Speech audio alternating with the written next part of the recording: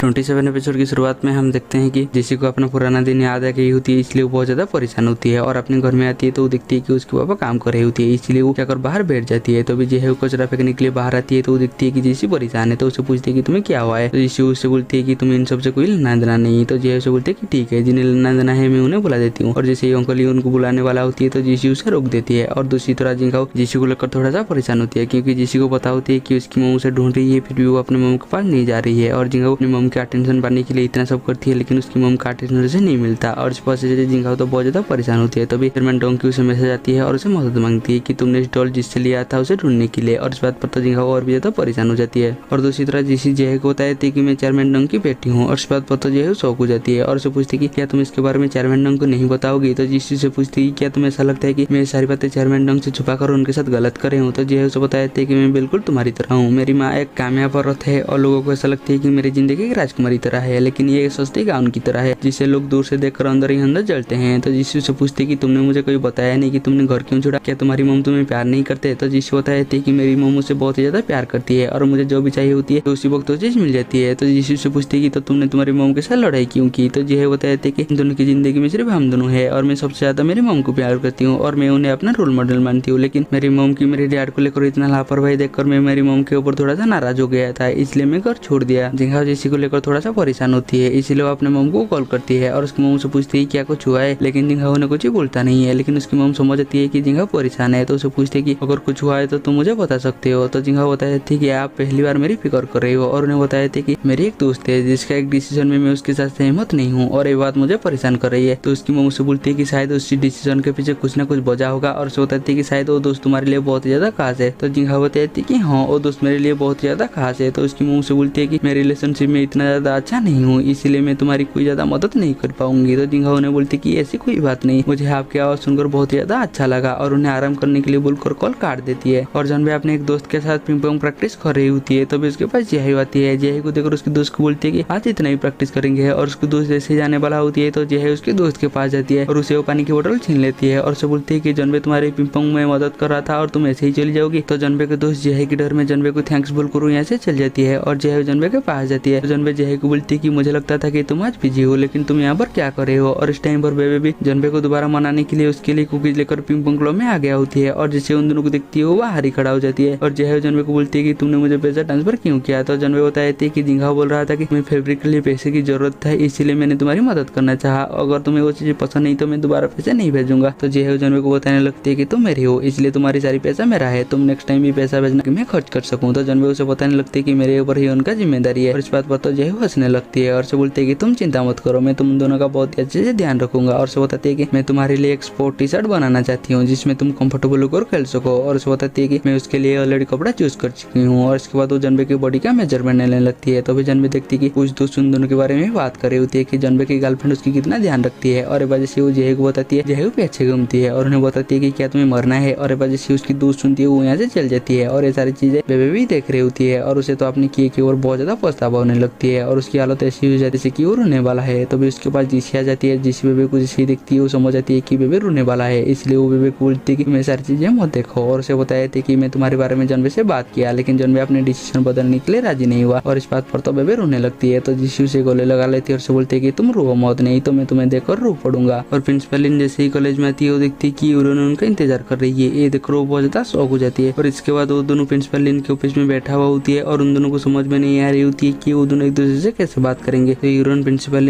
को बोलती है कि मुझे पता है कि आप मेरे ऊपर नाराज है। तो प्रिंसिपल उनसे बोलती है कि मुझे पता है कि तुम क्या सोच रहे हो, मैंने उनको स्कूल से निकाल दिया इस वजह से तुम मेरे ऊपर नाराज हो और इसीलिए मैं तुमसे माफी मांगना चाहती हूँ क्योंकि मैं अपना जीत पर हमेशा अड़ा रहती हूँ ना, इसीलिए। और उसे बोलती है कि मैं पुराना ख्यालात का आदमी हूँ इसीलिए। तो यूरोन उन्हें बोलती है कि आपको ऐसा क्यों लगता है कि मैं आपसे इसलिए मिलने के लिए नहीं है क्योंकि मैं आपसे नफरत करती हूँ। और उन्हें बताया था कि ऐसा कुछ भी नहीं है, मैंने कभी भी आपसे नफरत नहीं की, मैं उस टाइम पर बहुत ही ज्यादा छोटी थी और नादान भी थी। और उन्हें बताया था कि आज ये जो भी हालत है मेरी इसके जिम्मेदार सिर्फ मैं ही हूँ और इसके अलावा और कोई भी नहीं। तो प्रिंसिपल उनसे पूछती है कि तब तुम मुझसे मिलने क्यों नहीं आई। तो यूरोन बताया था कि मुझे आपसे मिलने में शर्म आता था क्योंकि आप शान से जीने वाले आदमी है और आपके आसपास लोग आपका कितना इज्जत करते हैं, लेकिन मैं आपकी बेटी बनकर आपका मजाक उड़ाया और मुझे ऐसा लगा कि इसमें सारी मेरी ही गलती है, इसलिए मुझे खुद के ऊपर नफरत होने लगी थी। आप सब कुछ सही करने के लिए मुझे विदेश भेज दिए पढ़ने के लिए, लेकिन मैं यहाँ पर कुछ समझने से पहले ही तरफ के नशे में मां बन गई और मैं बहुत ज्यादा लापरवाह हूँ और मैंने अपना डिग्री भी कंप्लीट भिड़ने की, और उसके बाद मेरी जिंदगी में झिंगावा आया और आप भी कभी मुझसे मिलने के लिए नहीं आए और मुझे पता है कि आप मुझसे नफरत करते हैं। तो प्रिंसिपल इनसे बोलती है कि तुम एक नंबर का पागल हो। और तभी प्रिंसिपल इनको याद आती है कि तभी यूरन प्रेग्नेंट थी और झिंगाव को जन्म देने वाली होती है। तभी उसकी साइड में झिंगाव की पापा होती है और उसे समझा रही होती है कि चिंता मत करो, सब कुछ ठीक हो जाएगा, हमारी बच्चा बहुत ही अच्छा होगा। लेकिन यूरन एक ही बार बोल रही होती है कि मुझे ये बच्चा नहीं चाहिए, मैं मरना चाहती हूँ। और ये सारी बातें प्रिंसिपल लिन भी सुन रही होती है और यूरन को जैसे ही पता चलती है कि उसकी पापा उसे मिलने के लिए आए होते हैं, वो साफ साफ मना कर देती है अपने पापा से मिलने के लिए। और वो एक ही बात बोल रही होती है कि ये बच्चा मुझे नहीं चाहिए, ना कि मैं जिंदा रहना चाहती हूँ। और डॉक्टर भी प्रिंसिपल लिन को समझा दिया होती है कि वो थोड़ा सा मेंटली डिस्टर्ब है। और प्रिंसिपल लिन यूरन को बताती है कि इस टाइम पर मुझे पता चला कि तुम डिप्रेशन हो, इसलिए मैं तुमसे मिलने नहीं गया, ताकि तुम्हें तुम्हारा पुराना दिन वापस याद ना आए, नहीं तो तुम्हारी तबियत भी खराब हो सकता था। और उस टाइम पर जिंगा बहुत ही ज्यादा छोटा था और उसे बताती है कि मैं तुम्हें मिलने के लिए गया था जब तुम बेहोश थी। और इस बात पर तो यूरन रोने लगती है और अपने पापा को बोलती है कि यहाँ पर सिर्फ मेरी ही गलती है। तो प्रिंसिपल ने उसे बताया थी कि यहाँ पर सिर्फ तुम्हारा गलती नहीं है, मैं भी बेवकूफ था, क्योंकि मुझे ऐसा लगता था कि मैं अपने टीचिंग करियर में कई सारे लोग को जाना है, लेकिन मैं अपनी बेटी को ही नहीं पहचान पाए। और इस बात को लेकर वो दोनों तो बहुत ज्यादा इमोशनल हो जाती है और रोने लगती है और यूरन अपने पापा को गले लगा लेती है। और यहाँ पर उन दोनों के बीच में 20 साल से जो गलतफहमी होती है वो दूर हो जाती है, जिस वजह से वो दोनों तो बहुत ही ज्यादा खुश होते हैं। और यहाँ पर चेयरमैन डोंग जिंगहाओ से मिलने के लिए आती है और उसे वही टिंगवान की गली में ले जाती है जहाँ पर की वही ठेला लगता था और उसे पूछती है कि तुमने किस दुकान से ऑर्डर लिया था। तो जिंगहाओ बताती है कि वो यहाँ पर नहीं है, शायद वो यहाँ से चला गया होगा। तो चेयरमैन डोंग उसे बोलती है कि मैं सबसे अच्छा आर्टिस्ट ढूंढूंगा, तुमने जिससे डर लिया था जितना भी तुम्हें चेहरा है तुम उसे बता देना, वो हिसाब लेगा और उसके बाद मेरी ओली मुझे वापस मिल जाएगा। और जिंगहाओ देखती है कि चेयरमैन डोंग ओली के लिए कितना तड़प रहे हैं, ये देखकर उसे तो बहुत ज्यादा बुरा लगती है। और जिंगहाओ चाहकर भी ये सारी बातें चेयरमैन डोंग को नहीं बता सकता, क्योंकि उसने जिसी से प्रॉमिस किया होती है ना, इसीलिए। लेकिन जिंगहाओ को तो चेयरमैन डोंग के लिए बहुत ज्यादा बुरा लग रही होती है, क्योंकि उसे पता होती है कि किसी चीज को पाने के लिए तड़पने कैसे होती है, क्योंकि वो अपने मोम का अटेंशन पाने के लिए बहुत सारा तड़पा हुआ है और आखिरकार उसकी मोम का अटेंशन से मिल गया है, इसलिए उसे चेयरमैन डोंग की दर्द का एहसास अच्छी तरह से पता है। और यहाँ पर बेबे और जीसी बैठे हुए होते हैं, तो बेबे जीसी को बोलती है कि यहाँ पर सिर्फ तुम ही मेरे साथ हो। तो जीसी बेबे को बोलती है कि ऐसा नहीं है, जब से मैं टिंगवान में आई हूँ तब से तुम मेरे साथ हो, तुमने तो मुझे अपना बेस्ट फ्रेंड बनाया है। और इस बात पर तो बेबे खुश हो जाती है और इसके बाद वो दोनों अपना अपना कुकीज निकालती है और एक दूसरे को बोलती है कि हम ऐसे ही बेस्ट फ्रेंड रहेंगे। और इसके बाद वो दोनों जैसे ही एक साथ कुकीज खा रही होती है तो उनकी साइड में जिंगाओ आती है और बेबे जिंगाओ को देखकर जीसी को बोलती है कि मुझे यहाँ से चली जाना चाहिए, और वो यहाँ से चल जाती है। और जीसी जिंगाओ के पास जाती है तो जिंगाओ जीसी को बोलती है कि मेरे पास चेयरमैन डोंग आई थी और उन्होंने मुझे इसी जगह ले गई थी जहाँ पर मैं कभी गया नहीं, असल में वो वही टिंगवान की गली के बारे में बता रही थी। और उसे बताती है कि उन्होंने मुझे उसी इंसान के बारे में पूछा जिस इंसान को मैंने कभी दिखा नहीं है, और उन्होंने मुझे उस इंसान का चेहरे के बारे में बताने के लिए बोला और मैंने उन्हें एक झूठा दिलासा दिया। और उसे पूछती कि तुम ऐसा क्यों कर रहे हो, और मुझे पता है कि तुम्हें चेयरमैन डोंग के लिए बुरा लगती है, इसीलिए चलो हम चेयरमैन डोंग से मिलने के लिए जाते हैं। और जैसे वो जिसी का हाथ पकड़ कर जाने वाला होती है तो जिसी अपना हाथ छोड़ा लेती है और उसे बोलती है कि मुझे उनसे नहीं मिलना है। तो जिंगा गुस्से में उसे बोलती है कि तो उसका वजह मुझे बताओ। तो जिसी बताया है कि मुझे उनसे नफरत है, वो अभी जैसी है वो बचपन में वैसी नहीं थी। तो जिंगा उसे बोलती है कि चेयरमैन डोंग बता रही थी कि वो बचपन में तुम्हारे अच्छे से ध्यान नहीं रख पाए, इसलिए उसका भरपाई भी करना चाहते हैं। तो जिसी गुस्से में बोलते हैं कि कुछ चीज का भरपाई नहीं हो सकती। तो जिंगा गुस्से में बोलती है कि गलत सिर्फ तुम्हारे साथ नहीं हुआ है, जब मेरी मॉम मुझे छोड़कर चली गई थी मैं 4 साल का था। तो जिसी उसे गुस्से में बोलती है कि तुम तुम्हारी मॉम के साथ चेयरमैन डोंग को कंपेयर मत करो, तुम्हारी मॉम तुम्हें इसीलिए छोड़कर चली गई थी क्योंकि उन्हें डिप्रेशन था और वो तुम्हें चोट नहीं पहुंचाना चाहती है, और चेयरमैन डोंग वो एक मतलबी औरत है। फिर भी जिंगाओ जिसकी कोई बात नहीं सुनता और उसे बोलते कि तुम्हें जाकर चेयरमैन डोंग से मिलना चाहिए, लेकिन जिसी तो उसे साफ साफ मना कर देती है। तो जिंगाओ गुस्से में जिसी को बोलती है कि मुझे पता नहीं था कि मैं जिसे प्यार करती हूँ उसके पास दिल ही नहीं है। तो जिसी भी गुस्से में बोलती है कि तुम बिल्कुल सही बोल रही हो, मेरे पास दिल ही नहीं है, बोलकर गुस्से में यहाँ से चली जाती है। और जिसी उसी जगह जाती है जिस जगह में वो बचपन में रहता था। तभी उसे याद आती है जब वो अपने घर ढूंढ लिया था और वापस आया था तो उसने देखा था कि उसकी मम्मी और उसके पापा उसकी सारी सामान फेंक रही होती है और बोल रही होती है कि हमें वो बच्चे नहीं चाहिए, इसलिए जिसी वापस घर नहीं जाता और वो यहाँ से चली जाती है। और जिसी ऐसी आगे जाती है तो बारिश होने लगती है और वो उसी स्टोर के बाहर पहुंच जाती है जिस स्टॉल के बाहर वो बैठा हुआ होती है और यून ने उसे देख लिया होती है। और यून को जैसे ही पता चलती है कि जिसी बीमार है तो उसे हॉस्पिटल लेकर गया होती है। और जिसी ऐसी बारिश में भीगती हुई जा रही होती है तो बेबे उसे देख लेती है और उसे पता चल जाती है कि जिसी तो बहुत ज्यादा परेशान है, इसलिए वो जिसी का पीछा करने लगती है। तभी वो देखती है कि जिसी तो सिर्फ एक मामूली सी घर में जा रही है। ये देखकर बेबे तो बहुत ज्यादा हैरान हो जाती है और जिसी ऐसी अंदर जाती है और यून जैसे ही जिसी को देखती है कि वो बारिश में बुरी तरह से भीग गया होती है तो उसके पास टॉवल लेकर आती है और उसे बोलती है कि तुम बारिश में क्यों भीग रही थी, अगर तुम बारिश में भीगती रहोगी तो तुम बीमार पड़ जाओगी। तो जिसी रोने लगती है और वो अपने पापा से माफी मांगने लगती है और उन्हें बताती है कि मैंने आपसे झूठ बोला है। तो यून से बोलती है कि ऐसे भी मैं तुम्हारी सारी गलती को माफ करती हूँ और उसे चुप होने के लिए बोलती है। लेकिन इस बार जिसी चुप नहीं होता और भी ज्यादा रोने लगती है और होते हुए उनको बताया थी कि उस दिन मैंने घूमने गई थी, मुझे छोड़ दिया गया था और बताया था कि मुझे मेरे बारे में सब कुछ पता था और मैं कहाँ पर रहती थी ये भी मुझे पता था और मेरी माँ के बारे में मुझे पता था और मैं इसलिए आपको कुछ भी नहीं बताया क्योंकि मेरे अंदर डर था कि अगर आपको सच्चाई पता चलती है तो आप ही मुझे छोड़ देते। बोलकर तो रोने लगती है। यून उसे गले लगा लेती है और उसे बोलती है कोई बात नहीं, सब कुछ ठीक हो जाएगा। और दूसरी तरफ बेबे उसे भी पता चल जाती है कि जिसी कोई डिजाइनर फैमिली की लड़की नहीं है, उसके पापा एक मामूली सा कारपेंटर है। तभी वो देखती है कि जियाहू और डैनन आ रही होती है। तो जियाहू डैनन को बोलती है कि तुम इस फैब्रिक को बारिश में मत भिगाना, नहीं तो मैं तुमसे ही पैसा लूंगा। तो डैनन जियाहू को बोलती है कि तुम तुम्हारी बेस्ट फ्रेंड जिसी से पैसा ले लेना, कल देर रात तो तुम साथ में बैठकर गप्पा मार रहे थे और ऐसा ही बेस्ट फ्रेंड करते हैं। बोलकर वो जिसी जिस घर में गया होती है उसी घर में घुस जाती है। और डैनन को ऐसा लगती है कि जिसी का बेस्ट फ्रेंड जियाहू है और इस बात पर तो बहुत ज्यादा गुस्सा आ जाती है और उसे याद आती है कि जनबे के बदले उसी लड़का ने उसके साथ मूवी देखा होती है। और उसे ऐसा लगती है कि जिसी उसे जनबे से इसलिए दूर रखना चाहता था ताकि जियाहू उसका करीब जा सके, इसलिए उसे तो बहुत ज्यादा गुस्सा आती है और वो डिसाइड कर लेती है कि वो जिसी से बदला लेगा। और उसके बाद जियाहू और जिसी का कॉम्पिटिशन का दिन आ जाती है, इसलिए जिसी उन दोनों को टैक्सी में बैठा कर यहाँ से भेज देती है। और दोनों जैसे ही पहुंचती है वो देखती है कि वहाँ पर तो जनबे पहले ही आया होती है। ये देखो जियाहू तो बहुत ज्यादा खुश हो जाती है। तो भी उसे पता चलती है कि उसकी एक प्रोजेक्ट की सामान टैक्सी में रुक गया है। और जैसे जनबे को पता चलती है वो भागती हुई टैक्सी के पास जाती है और उसे रुकने के चक्कर में वो नीचे गिर जाती है। ये देखो जियाहू तो बहुत ज्यादा घबरा जाती है और वो जनबे के पास जाती है, उसे बोलती है कि चलो हम हॉस्पिटल चलते हैं। तो जनबे उसे बताया जाती है कि ये घाव इतना गहरा नहीं है। और वो जाकर जियाहू का सामान लेकर आती है और उसे दे देती है और उसे डायरेक्टली पूछती है कि क्या तुम मुझे पसंद करते हो या जिंघा को पसंद करते हो, क्योंकि मैं पिछली बार धोखा खा चुकी हूँ इसलिए मैं दोबारा धोखा नहीं खाना चाहती हूँ। तो जिसी बताया जाती है कि मैं तुम्हें ही पसंद करती हूँ। और जैसे वो सुनती है तो बहुत ज्यादा खुश हो जाती है और इसके बाद वो दोनों एक दूसरे को किस करने के लिए आगे बढ़ते हैं।